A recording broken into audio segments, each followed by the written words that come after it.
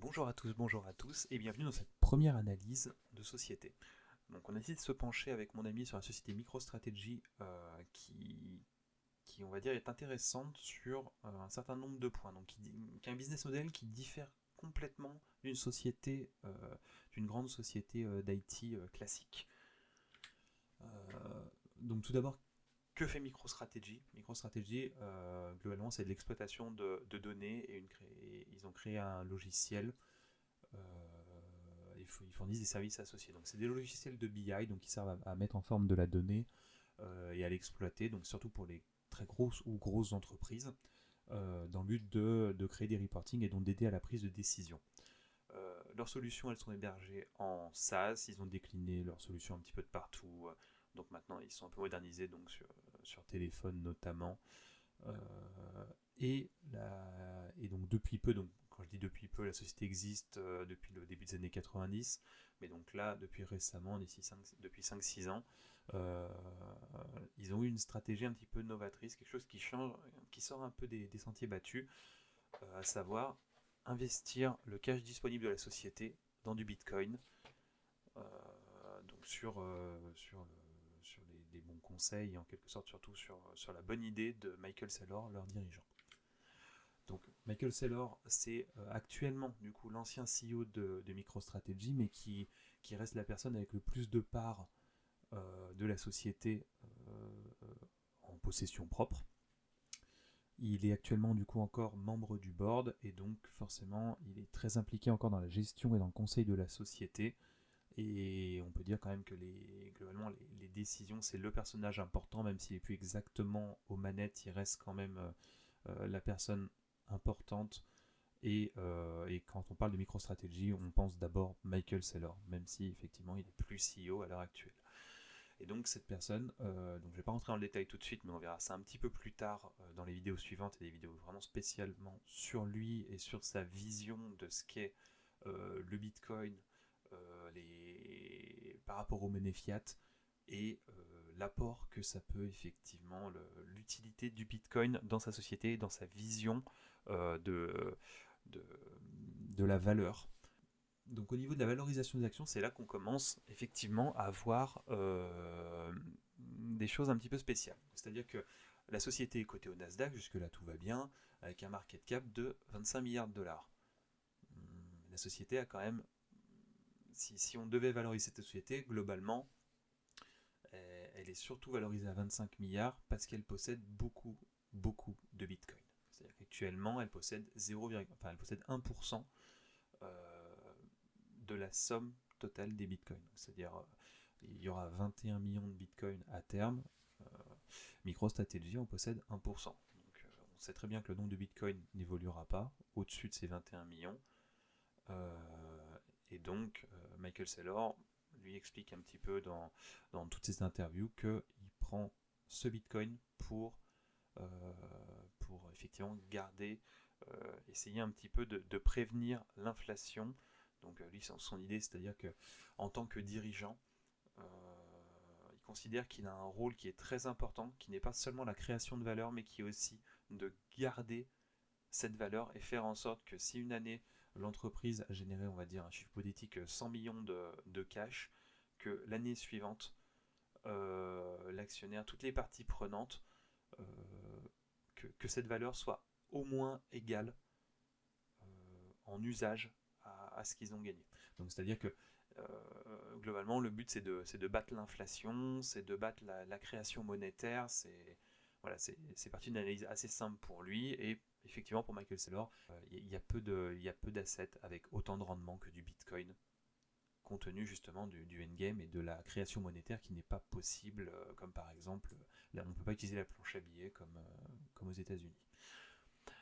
Donc l'activité, le fait de valoriser MicroStrategy est assez compliqué parce qu'ils ont d'une part une activité qui effectivement est un beau commerce, la vente de logiciels de BI, etc. et du service qui représente, on va dire, un cash à peu près de 600 millions par an. Euh, donc même si c'est une boîte qui marche très bien, elle ne devrait pas être cotée à 25 milliards. Quoi. L'activité serait peut-être à 3, 4, 5 milliards. Et donc tout le reste se fait sur une sorte de projection de la valeur de Bitcoin dans X années. Donc c'est ce qui rend effectivement, c'est un peu un savant mix des deux, qui rend cette société assez dure à pricer.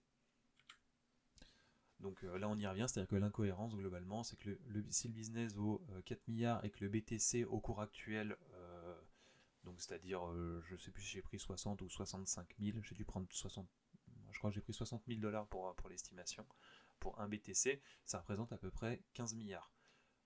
Donc la valeur réelle de la société devrait plus se trouver aux alentours des 19 milliards de dollars, le market cap. Sauf que dans les faits, par exemple, j'ai pris effectivement les datas d'hier, donc le 15 mai, on était sur une valorisation en bourse pour les 17 millions, un peu plus, quasiment 18 millions d'actions. On était sur une valorisation de l'action à 1500 dollars unité, ce qui faisait plutôt une valorisation d'un market cap aux alentours des 25 milliards. Donc un multiple de valorisation de 2 par rapport à la valeur du Bitcoin.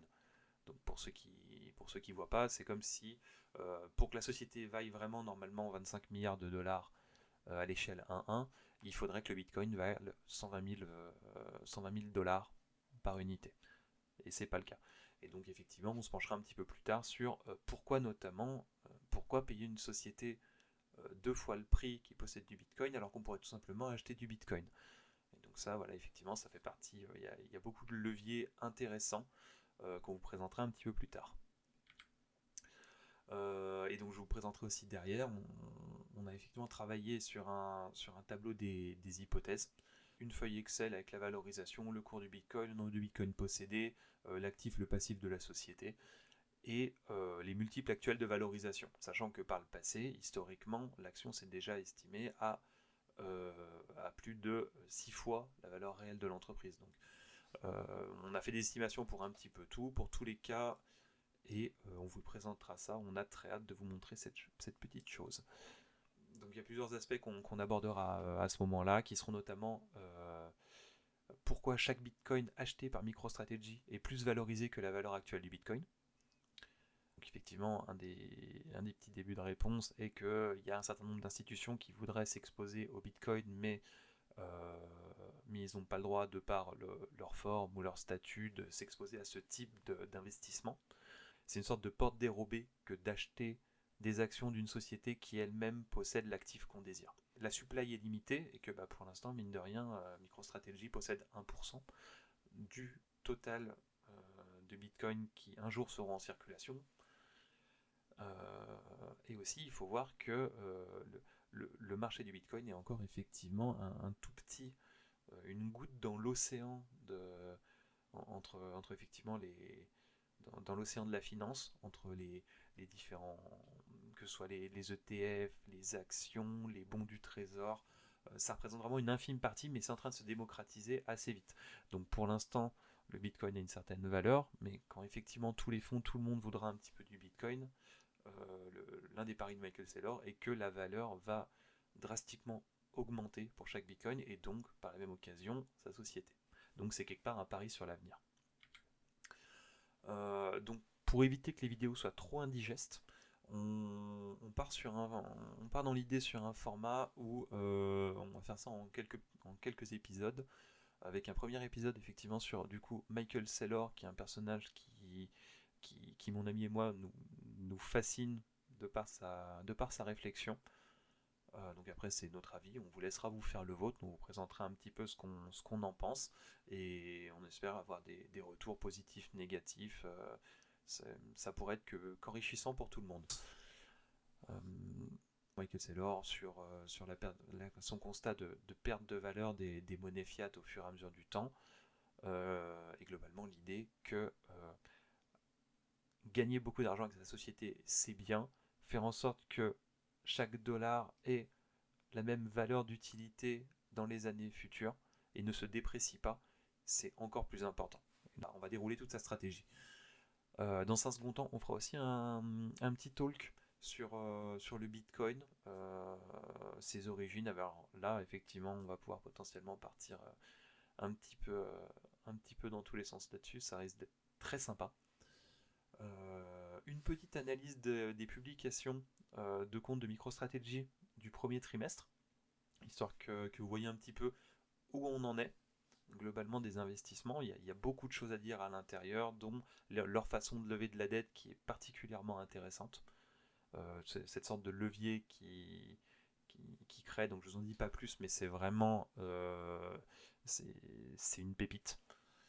Et dans une dernière vidéo, nos estimations en quelque sorte moyen-long terme de MicroStrategy, donc en vous présentant un peu notre petit tableau Excel, avec plusieurs notions à l'intérieur, des notions très simples comme tout simplement l'évolution du prix par rapport à la valeur du Bitcoin, mais après aussi quand je mets offre et demande par exemple, c'est vraiment d'analyser le circulating supply, donc c'est-à-dire le nombre d'actions en circulation, parce qu'au fur et à mesure, même si la société a par exemple 17 millions d'actions, il n'y a jamais 17 millions d'actions à la vente. Il y a les personnels de l'entreprise qui en gardent toujours un certain nombre, il y a des fonds qui investissent sur le très très long terme et qui n'ont pas vocation à sortir avant vraiment longtemps, ce qui fait que dès qu'il y a beaucoup de demandes, l'action a tendance à avoir on est très vite sur une exponentielle en termes de valorisation. C'est la loi de l'offre et la demande, c'est-à-dire que s'il y a peu d'actions et beaucoup d'acheteurs, le prix risque de vraiment grimper. Et aussi les différentes, effectivement, ce que certaines personnes appellent la dumb money, qui est en gros les gens qui investissent qui investissent par le biais d'ETF notamment, et qui ne savent pas, qui n'ont pas le choix effectivement des entreprises dans lesquelles ils investissent. C'est l'exemple par exemple du MSCI World, du S&P 500. Donc là par exemple la société n'est pas encore au S&P 500 et on a eu la nouvelle juste hier qui rejoignait l'indice MSCI World. Donc pour rappel c'est juste c'est un indice qui a à peu près je crois 1400 sociétés parce qu'ils en ont enlevé un paquet récemment. Donc c'est en quelque sorte, on vous donne une affectation, un pourcentage de, de, tout, de tout l'argent qui rentre, tous les investisseurs. Si par exemple j'ai envie de mettre effectivement 100 euros sur du MSCI World, mes 100 euros ne vont pas être distribués à une seule des sociétés. Chacune des sociétés, en fonction de son market cap, aura une affectation, donc recevra un pourcentage un pourcentage de mes 100 euros. Globalement, à chaque fois qu'on investit une somme, elle est équitablement répartie en fonction des market cap, donc forcément des tailles des entreprises. Donc ça aussi, ça fait des gros inflows dans les sociétés et donc ça pousse le prix vers le haut. Donc c'était une très bonne nouvelle pour la société qu'elle rejoigne l'indice hier. Et donc effectivement, il y a beaucoup de rumeurs sur le fait qu'elle puisse rejoindre aussi le S&P 500, qui est un petit peu le Graal des indices, dans la mesure où c'est l'indice des 500 plus grosses sociétés cotées américaines.